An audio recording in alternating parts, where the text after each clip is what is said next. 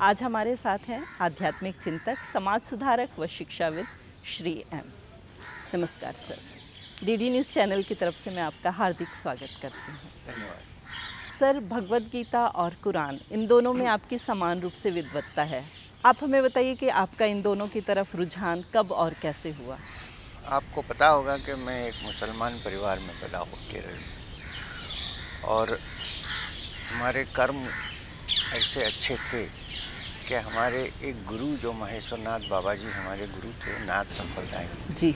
बचपन में ही उनसे संपर्क हो गया मुझे, तो उन्होंने मेरे सर पे हाथ रखा, तो ये सब अपने आप मेरे अंदर से इन चीज़ों में एक दिलचस्पी होने लगी। सर, तब आप 9 साल के थे? मैं 9 साल का था, तो 19 साल की उम्र तक मैं इन चीज़ों में मुझे इतनी दिलचस्पी थी कि जहाँ जहाँ इसके बारे में कुछ भी शास्त्र पुस्तक जो भी मिलती मैं उसको पढ़ा। उसके साथ साथ मैं अपने आप कुछ ध्यान भी करने लगा। तो कुरान तो ऐसे घर पे ही सिखाया गया था कि बचपन में वो मौलवी आते थे सिखाने के लिए, मगर अच्छी बात ये हुई कि मौलवी खाली कुरान के हाफिज़ नहीं थे, वो एक सूफ़ी भी थे।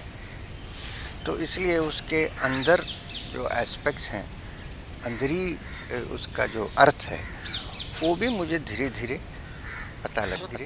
तो उससे दो चीज़ हुए कि उससे मैं गीता को भी अच्छा अंडरस्टैंड करने लगा, मुझे अच्छे समझ में आने लगी, और गीता जो पढ़ता था इसलिए ये भी ठीक से समझ में आने लगा। सर, कुरान और गीता दोनों ही धार्मिक ग्रंथ हैं, तो स्वाभाविक रूप से दोनों में समानताएं तो होंगी ही। वो क्या क्या समानताएं हैं? गीता में जो 12वां अध्याय है उसको भगवद गीता में भक्ति योग कहते हैं। उसमें मेन सवाल अर्जुन का भगवान कृष्ण के पास ये है कि आप हमें बताइए, आपके हिसाब से सबसे बड़ा भगत या योगी कौन होता है? तो 3 क्वालिटीज़ उन्होंने बताया ये होना चाहिए। एक है समनियम इंद्रिय ग्रामो, पूरे इंद्रियों को अपने हाथ में जो कंट्रोल करके रख सकता है, मतलब जो भी हिंसा क्रोध सब होता है ये इंद्रियों के तरफ से ही होता है। इंद्रियों जब ज़्यादा एक्टिव हो जाते हैं ये सब शुरू हो जाता है। ऐसा तो भगवद गीता में और भी एक श्लोक है, क्रोध क्यों आता है इसका रूट कॉज के बारे में। ध्यायदो विषयान पुंसः संगस्तेषु पचायते संगत संजायते कामः कामत् क्रोधो विजायते क्रोधात् भवति सम्मोहः सम्मोहात् स्मृति विभ्रमः स्मृतिभ्रंशात् बुद्धिनाशो बुद्धिनाशात् प्रणश्यति। तो मतलब इसका शुरू काम से होता है, काम से होता है। तो कहा कि जो इंद्रियों को, जैसा कि हमें कोई चीज़ चाहिए, हमारा मन उसके तरफ भाग रहा है, उसको काम कहते हैं। क्रोध एक तरह का पागलपन है, थोड़ी देर के लिए हमारी स्मृति सब खत्म हो जाती है। दूसरा क्वालिटी सर्वत्र समबुद्धया स्थित प्रज्ञ, जो अपने मन को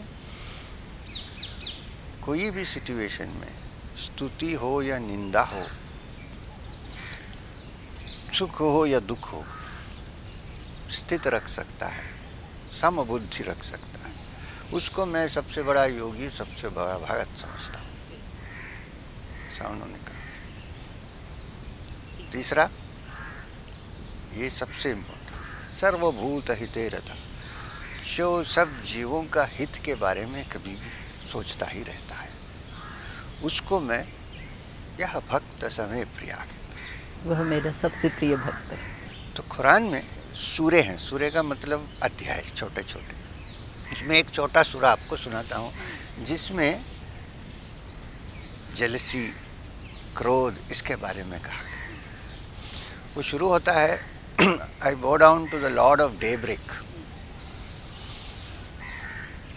ओ कुल औज़ु बि रब्बिल फलक, जो डे ब्रेक है, डॉन है, जैसा गायत्री हम जप करते हैं तो डॉन में जप करते हैं।